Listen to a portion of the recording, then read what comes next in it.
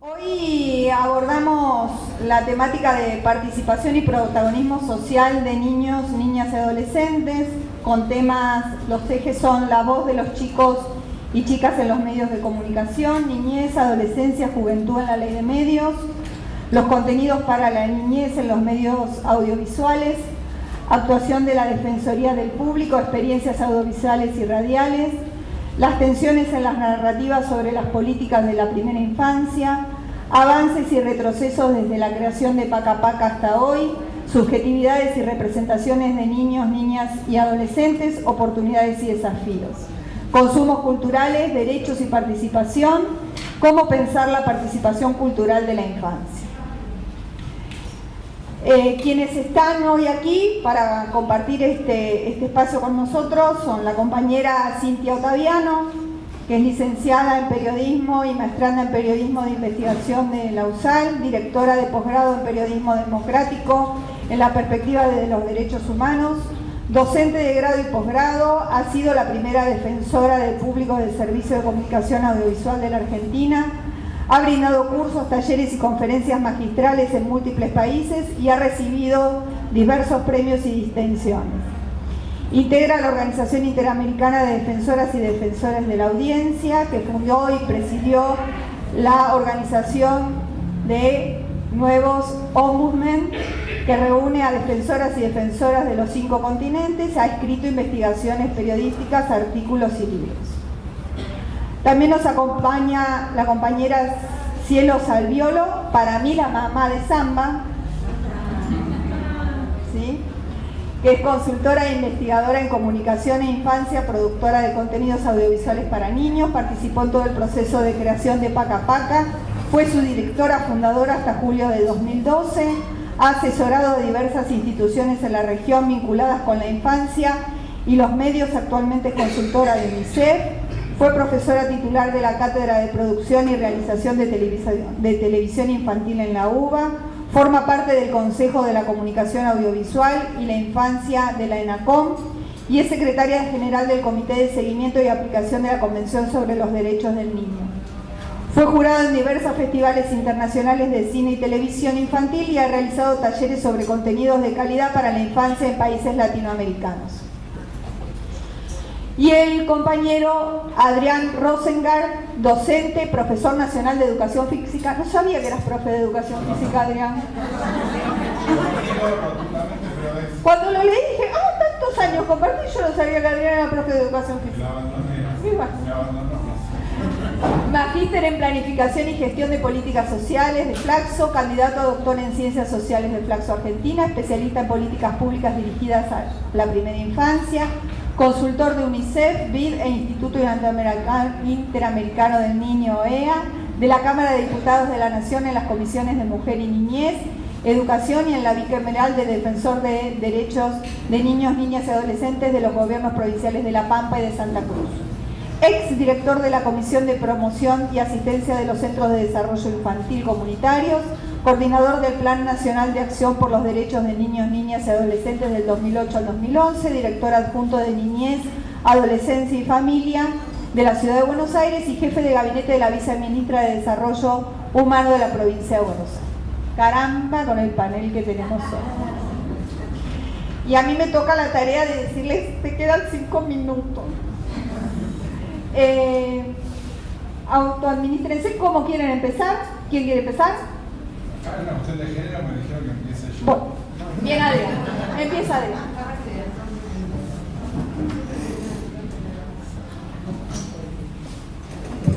Bueno, sabiendo el tiempo que es corto, buenas tardes a todas y todos. Es un placer estar acá.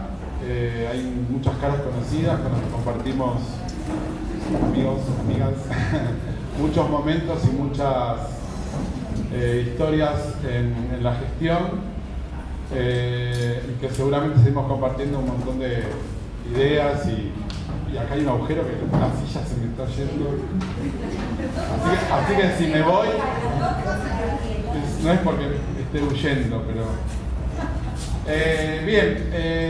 Recién estoy viniendo del Congreso de la Nación, donde estuvo reunido todo el día la Comisión Bicameral para la elección del Defensor de los Derechos del Niño. Yo tengo la suerte de ser asesor de una diputada que está en esa comisión, justo me tocó, no sé, con lo cual estoy pudiendo seguir de cerca todo el proceso de la elección del Defensor. Y hoy fue muy interesante la presentación de los 14 candidatos que llegaron a esta instancia, de los 68 que se inscribieron inicialmente. Después, si queda algunos minutos, alguien quiere preguntarme algo al respecto, les puedo contar cómo veo, cómo viene y qué puede llegar a pasar. Pero lo que me quedó, no es que no lo tenía claro, pero es un ejemplo patente de esta cuestión de pensar a la infancia como desde múltiples dimensiones, ¿no? La infancia, la adolescencia, la niñez, como querramos llamarlo, sin entrar en dicotomías terminológicas. Y viendo en un congreso, en el Congreso de la Nación, 5 diputadas, 5 senadoras, un montón de gente queriendo ser defensor de los derechos del niño, un montón de gente escuchando a quienes quieren ser defensores, queda claro que la infancia es un hecho político, ¿sí? O sea, queda la discusión sobre qué es la infancia, qué lugar ocupa en la sociedad, qué pretendemos, es una definición política, ideológica y cultural. O sea, la infancia es un hecho político. Y la disputa sobre los formatos, los modelos, las políticas que se intervienen sobre la infancia son políticas, son discusiones profundamente ideológicas y políticas. Además, la infancia es un hecho social porque acompaña este mágico, maravilloso y extraordinario acontecimiento que es nacer en este mundo, en esta vida, en las diferentes etapas de la historia. Le ha dado a los que llegan un lugar en la sociedad, con lo cual la infancia es un hecho social también, porque todos los que irrumpen en este proceso que la naturaleza nos ha ofrecido para poder desarrollarla, ubica un poquitito a lo largo de la historia a estas nuevas generaciones en determinados lugares, ¿sí? En determinados lugares de la sociedad, para lo cual se les determina funciones, roles, agencias, sentidos, etc. Y además la infancia es un hecho individual, personal. La infancia es una experiencia vivida o ausente que se desarrolla en los primeros años de vida. Y es tan determinante esos primeros años de vida que, primero, cuando nacemos en un contexto determinado y nacemos con una mochila, que es toda la historia previa, ¿no? Nacemos en una familia, en un barrio, en una comunidad, en un país, con un lenguaje, una religión, en un momento concreto de la historia. Todo eso hace que nuestra historia individual y personal no sea solamente personal, sino que es una historia colectiva, porque somos hijos del tiempo que nos toca vivir. Pero es una experiencia que la tenemos que todos la vivimos de alguna manera. Con lo cual también la infancia es un hecho individual, es una experiencia individual que solamente podemos narrar nosotros, individualmente, en el contexto en el que nos desarrollamos. ¿Qué contexto nos desarrollamos ahora? Y estamos viviendo en tiempos intensos, conmovedores, turbulentos, que expresan una gran diversidad, grandes diferencias.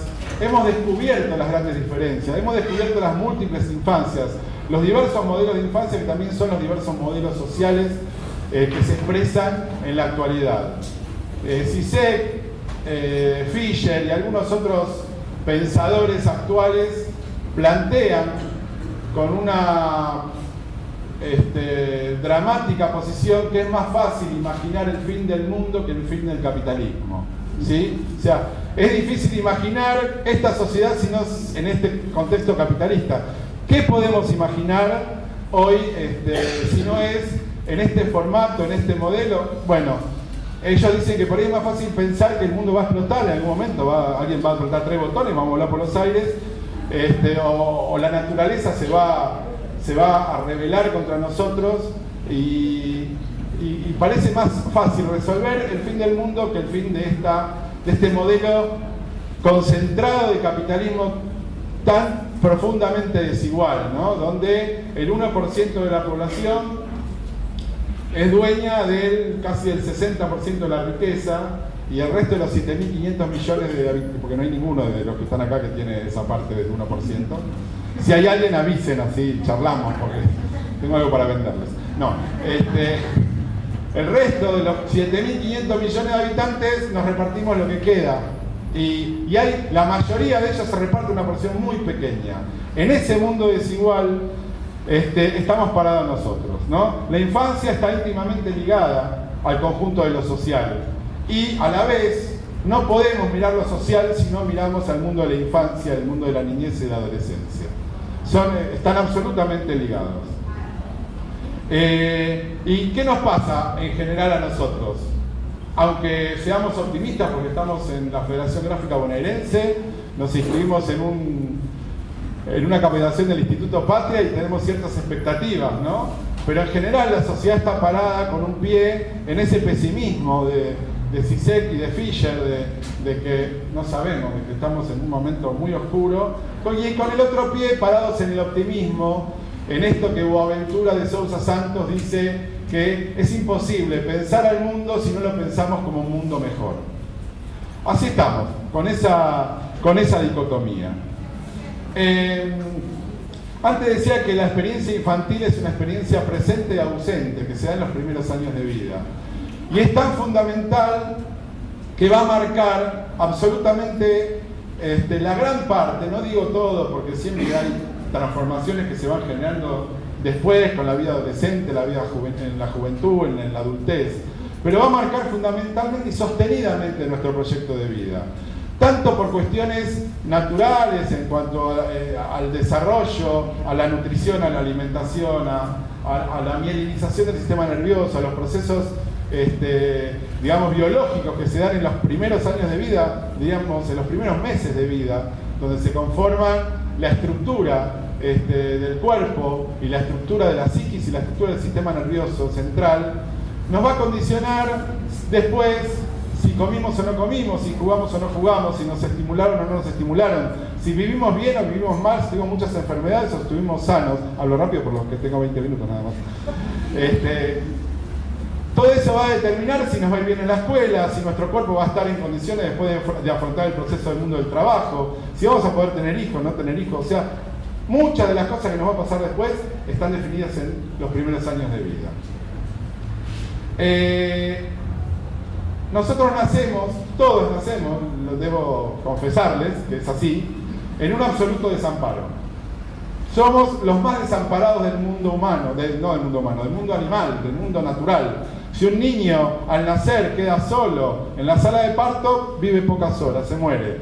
Necesita ese amparo ese desamparo transformarse en amparo, ¿sí? El mundo adulto lo que hace cuando un niño llega a esta vida, a este mundo, a este espacio que le toca vivir, el mundo adulto ampara. Y quizás esa relación de amparo, que está sostenida básicamente en el deseo, porque no somos nada si no nos desean. El deseo del otro es lo que nos constituye como sujetos, ¿sí? Ese amparo fundamental, fundante y estructural es institucional, ¿sí? No es un amparo cualquiera, no. La cultura humana ha construido instituciones que dan amparo a las nuevas generaciones. Las dos más conocidas, por no de conocidas no por cuestionadas, digamos, que son la familia y la escuela.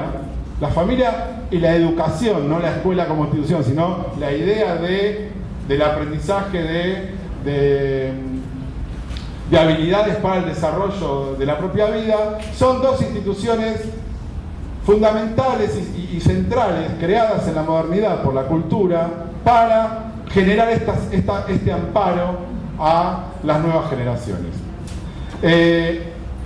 Hubo que dar muchas vueltas al sol para que hoy podamos decir que hay niñez y que hay adolescencia y que hay sujeto de derechos, que hay primera infancia. Son un montón de categorías tremendamente recientes, ¿sí? No voy a hacer una larga historia, pero hay 3 grandes oleadas de sentimiento o de reconocimiento del mundo adulto a las nuevas generaciones. Porque convengamos que hace mucho, pensando en el formato aristotélico, socrático, el mundo, en realidad la sociedad estaba conformada por hombres. No, ya sé que no soy yo. Yo no hago así. Hago otras cosas, pero eso no. No sé, por ahí si ensayo un poco me... Gracias. Soy profesor de educación física, imagínate, puedo hacer cualquier cosa. Malabares, juegos grupales. Después podemos hacer unos juegos. Decía que el pensamiento aristotélico socrático definía la sociedad masculina y adulta. No había nada más que hombres adultos. Todo lo demás no era percibido como parte de la sociedad.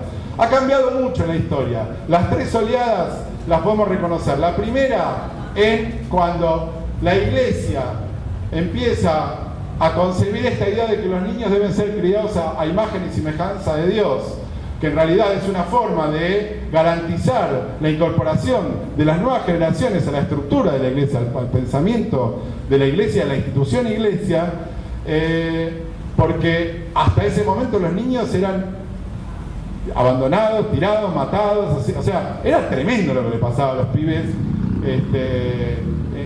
en tiempos inmemorables. No había un reconocimiento sobre esa humanidad. Entonces la Iglesia pone ese reconocimiento y esa etapa termina en la Revolución Francesa con Rousseau, cuando escribe el Emilio, que es el primer tratado de educación de alguna manera universal que reconoce que existe un conjunto de la sociedad que debe ser educado. La segunda oleada es la modernidad, la construcción de la familia, la definición de la escuela como formatos institucionales, tanto para los propietarios como para los súbditos, ¿sí? Porque había que mantener ese sistema de distribución de la riqueza, ¿sí? De quien poseía la riqueza y quien trabajaba para el poseedor de la riqueza. Esa oleada de reconocimiento generó una ampliación de los sistemas educativos, de los formatos educativos, que fue incluyendo cada vez más a más generaciones. En nuestro país podemos decir que esta etapa de alguna manera termina, en realidad es parte de lo que termina convirtiéndose en el sistema tutelar clásico, ¿sí? La ley Agote, el control social, que seguramente habrán comentado Valeria y algunos de los chicos que estuvieron ya, que pasaron por esta hermosa tribuna de pensamiento. Y la tercera oleada es la que de alguna manera se cristaliza cuando se aprueba la Convención sobre los Derechos del Niño, ¿sí? Porque el siglo XX hay muchos que lo reconocen como el siglo del niño. Declaración de los Derechos del Niño, Declaración de los Derechos Humanos. Empiezan a aparecer una serie de procesos que Nancy Fraser identifica como procesos de reconocimiento. ¿Quiénes son estos mundos que empiezan a ser reconocidos? El mundo de la mujer, con toda la teoría feminista, la disputa por el sentido del cuidado desde el punto de vista económico, del lugar de la mujer en la sociedad, el reconocimiento de los pueblos originarios, de los migrantes, de las poblaciones con identidad sexual que se fueron reconociendo de alguna manera como propias, y también la niñez y la adolescencia. ¿Sí? Este mundo del reconocimiento acompaña a la aparición de una enorme cantidad de normas, convenios, leyes, formatos institucionales que le dieron cabida a lo que sería hoy el sistema o el paradigma, que yo no comparto que haya un nuevo paradigma, pero eso podemos discutirlo, de la protección integral. En todo caso es al contexto, al modelo de la protección integral que reconoce al niño como sujeto de derechos. Hay un conjunto de derechos que la sociedad en un determinado momento dice también le corresponden a los niños, porque le correspondería a los adultos, pero también le corresponde a los niños, y como además los niños son personas que están en pleno desarrollo de su maduración, tienen una doble vía de satisfacción. por ser un ser humano y por ser un ser humano en desarrollo. ¿Sí? Estas serían las tres grandes oleadas de reconocimiento del mundo adulto hacia el mundo. No sé cuánto tiempo voy, pero voy. No, no dije primera infancia todavía, ¿no? Bueno, también yo me diciendo la primera infancia. Gracias. En ese proceso aparece también la primera infancia como un ámbito mucho posterior al reconocimiento de los niños y niñas como sujetos. Podemos decir que la primera infancia como campo de lo social es reconocida en los años 80 del siglo pasado,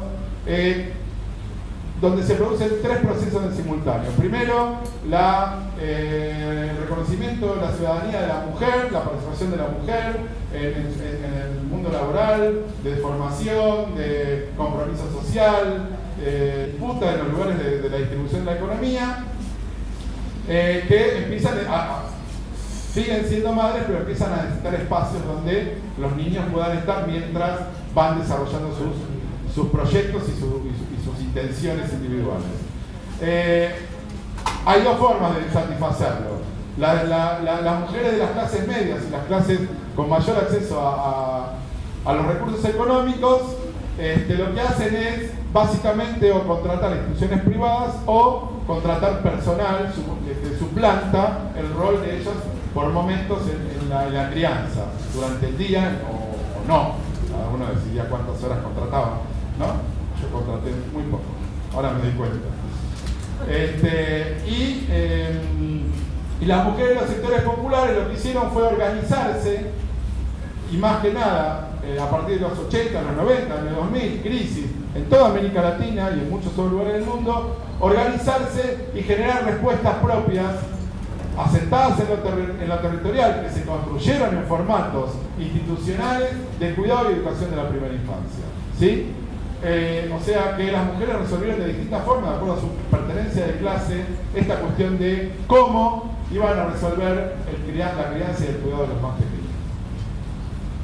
Y el segundo proceso es el reconocimiento de los niños como sujeto de derecho, y el tercer proceso es la infantilización de la pobreza, o cómo los procesos de deterioro económicos de la sociedad del fin del siglo pasado, políticas neoliberales, generaron que explotara de alguna manera múltiples y formatos de organización del cuidado y la educación de los más chicos. Esto, la verdad que da para mucho. Tenemos acá con las chicas horas y horas explicando este proceso, y ahí está Natalia también. Pero bueno, creo que amerita poder pensar un poco esta cuestión de los formatos y los modelos que se fueron institucionalizando para el cuidado de la educación de la primera infancia. Tenemos el sistema formal, ¿sí?, que tanto se ejecuta como política estatal, digamos, con el sistema educativo estatal, como de gestión privada. Tenemos un mundo no formal, que no depende del sistema educativo formal, que se expresa en instituciones vinculadas a organizaciones sociales, comunitarias, mutuales, de la iglesia, ONGs, etc., y a los municipios, provincias, las áreas sociales, básicamente los municipios y las provincias. Todo ese universo, un día podemos trabajarlo, atiende a una enorme cantidad de niños y niñas, y hay experiencias similares en todos los países de América Latina. Es un proceso muy común.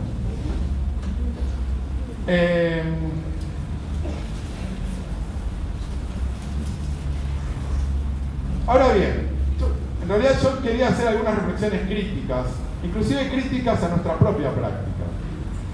Porque como decía acá la compañera, tenemos que pensar un poquito para volver un poco mejor. Porque vamos a volver. Espero. En general, las políticas de niñez dirigidas a la primera infancia, ustedes siempre las van a ver adscritas a las políticas contra la pobreza. ¿Sí? Van a escuchar hablar, no, vamos a trabajar en primera infancia para los más pobres, los más vulnerables, Todo el discurso del macrismo hacia la primera infancia se sostuvo en esa concepción. En general, el discurso de algunos organismos internacionales, no todos, se dirige a esta construcción de un discurso que, a partir de la definición de las políticas para los pobres, lo que genera son pobres políticas, ¿sí? El Estado construye ciudadanía a partir de los formatos que utiliza para generar las políticas públicas. Cuando uno dice los adolescentes ni, que ahora por suerte no se está utilizando mucho, pero estuvo muy en moda hace un par de años, dice ni estudian ni trabajan, pero en realidad dice los ni. Entonces está hablando de los nadies, ¿no? Si es ni, no es nada, de nada. Entonces, ¿qué política puede haber para los que no son nada? La nada.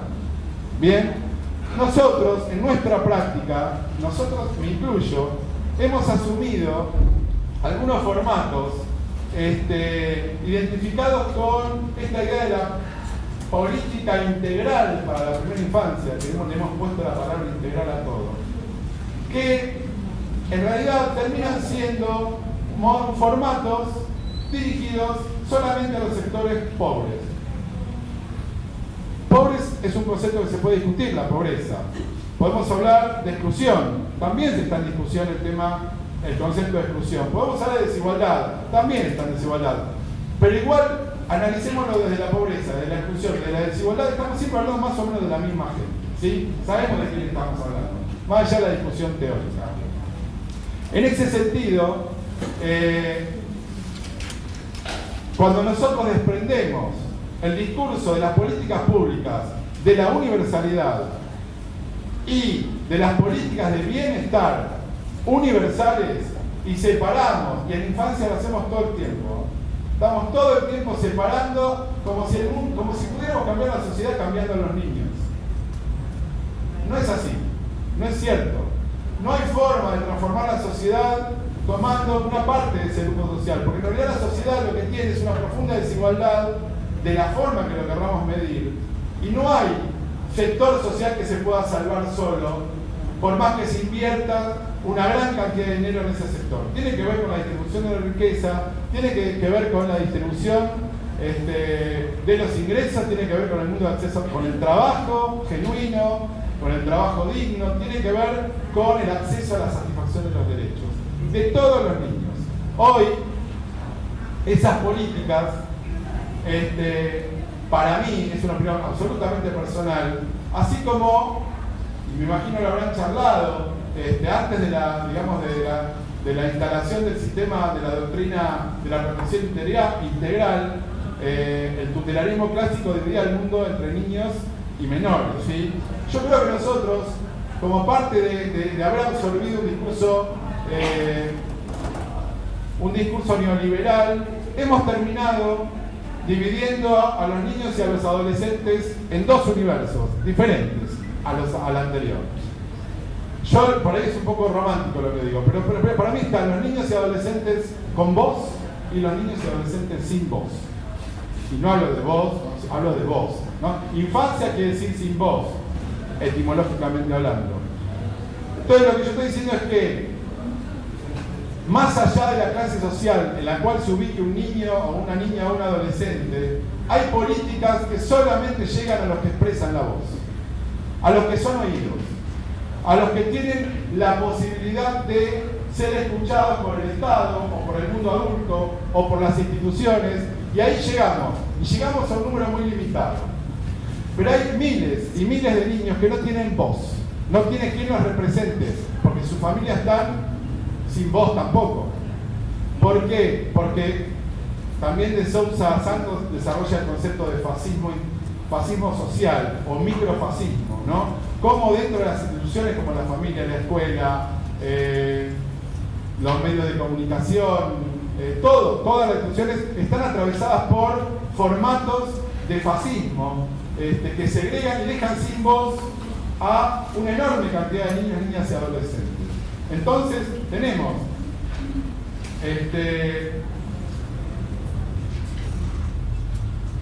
a los niños que acceden, que pueden, que consumen, que van a jardines y escuelas de calidad, que se vacunan, que viven en sus casas, que duermen en sus camas, que tienen adultos que lo desean y los esperan, que juegan, que pueden soñar, aún viviendo en la pobreza, que pueden soñar un mundo diferente, ¿sí? Y ahí están los niños, los desiguales, los maltratados, las madres niñas, las víctimas de la violencia intrafamiliar, los que tienen que emigrar violentamente, los que son atrapados por conflictos armados, los que no comen, los que no duermen, los que no juegan, los que padecen la diversidad de forma de fascismo social en sus hogares, más allá de la clase social a la que pertenecen.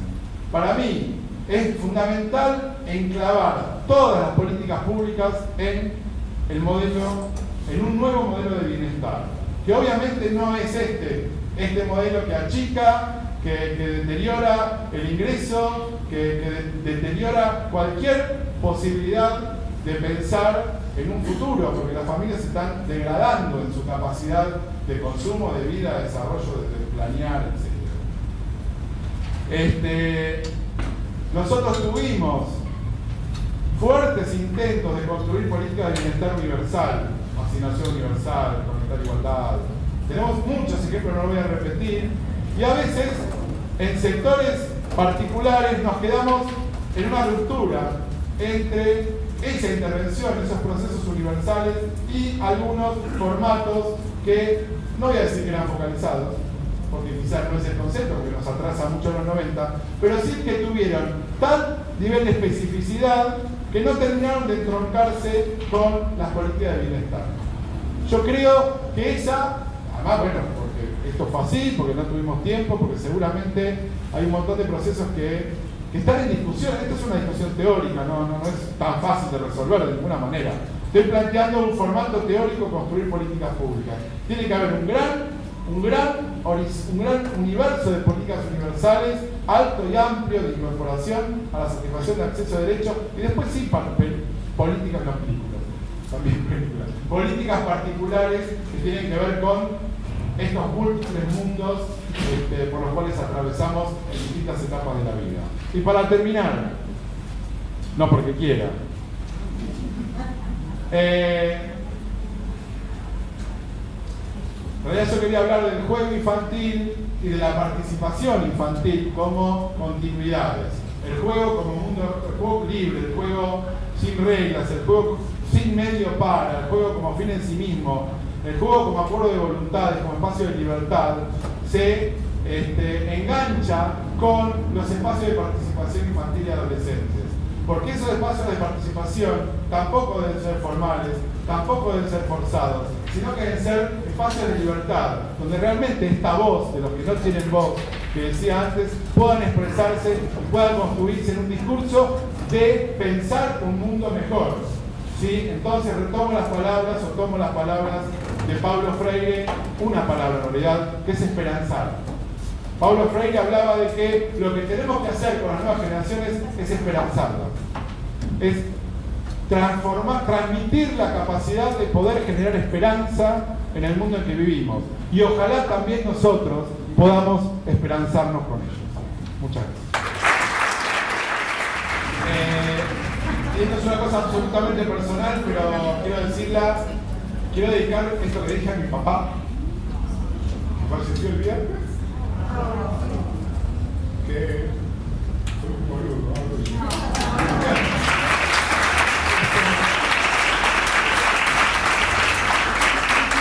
que fue un militante social y político, y hasta hace 3 meses estaba, con sus 89 años, estaba dando clases en las facultades sociales, y bueno, se nos fue y quería dedicarse a él.